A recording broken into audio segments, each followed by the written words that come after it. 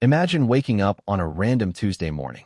No alarm, no emails from your boss, no dread sitting in your stomach, just coffee, sunlight, and the quiet knowledge that your bills are already paid, whether you work today or not. For most people in Australia, that feels like a fantasy. But here's the truth. It's not a fantasy.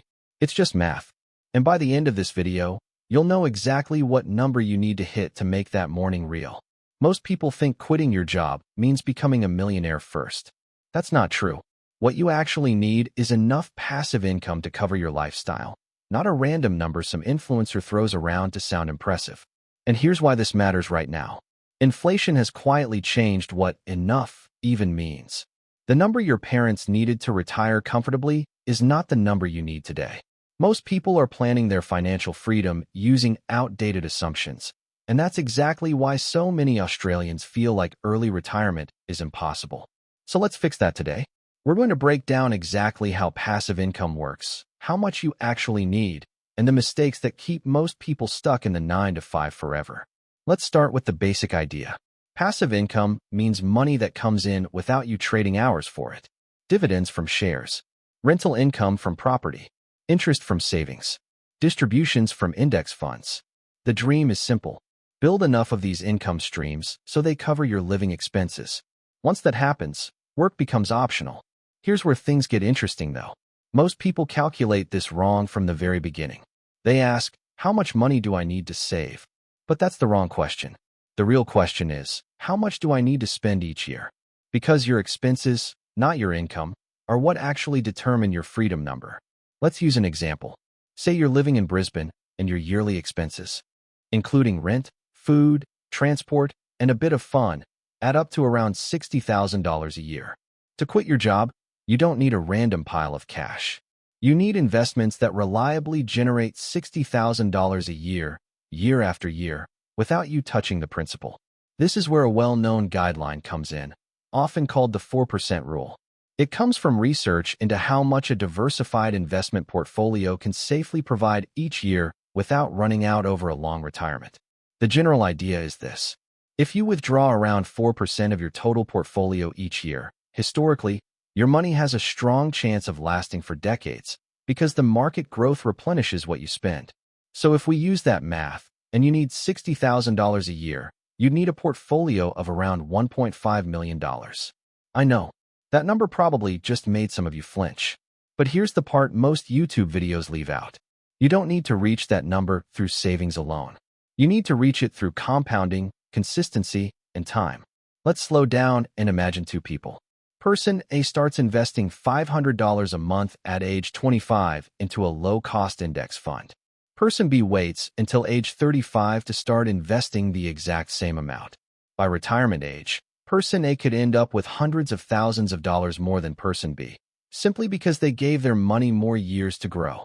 This is the quiet power of compounding, and it's the biggest advantage average Australians have that the wealthy don't get more of. Time. But here's the mistake almost everyone makes. They wait for the perfect moment to start investing. They wait until they earn more. They wait until markets look safer. They wait until they feel ready. And that waiting is the single most expensive decision in personal finance. Because every year you delay, you're not just missing out on contributions. You're missing out on growth on top of growth. Now here's something surprising. You don't actually need $1.5 million sitting in one place. Smart investors build multiple income streams instead of relying on just one asset. This is where things start to feel much more achievable. Let's break down the main types of passive income Australians commonly use to work toward this goal. First, dividend-paying shares. Many Australian companies, especially banks and established blue-chip businesses, pay consistent dividends to shareholders. Over time, reinvesting these dividends can significantly speed up how fast your portfolio grows, thanks to compounding. Second, index funds and ETFs. These spread your money across hundreds of companies at once, reducing risk compared to picking individual stocks. For most beginners, this is considered one of the simplest and most reliable long-term wealth-building tools because you're not trying to guess which single company will win. You're investing in the overall growth of the market. Third, property investment. This is a classic Australian strategy. Buying an investment property and renting it out can create ongoing rental income, plus potential long-term capital growth. However, property comes with extra costs, like maintenance, interest rates, and property management, so the numbers need to be calculated carefully. Fourth, high-interest savings and term deposits. These are lower risk, but usually offer smaller returns compared to shares or property over the long run. Many people use this as a safety buffer rather than their main wealth engine. Here's where most people go wrong. They chase one strategy and ignore diversification. They put everything into property and forget liquidity. Or they chase high-risk stocks hoping for a shortcut and end up losing years of progress chasing quick wins instead of steady growth. The people who actually reach financial independence rarely do it through luck or gambling. They do it through consistency, patience, and smart diversification. Now let's talk about something most videos completely skip. Your number isn't fixed forever. It changes as your life changes. If you're single with low expenses, your freedom number might be far lower than someone supporting a family or paying off a large mortgage. This is why comparing your journey to someone else's on social media is one of the most damaging habits in personal finance. Their number is not your number. Let's go deeper with a practical example. Say your expenses are lower, around $40,000 a year, maybe because you live regionally or you've paid off your home already. Using that same 4% guideline, you'd need roughly $1 million invested. Still a big number, but noticeably more achievable than $1.5 million.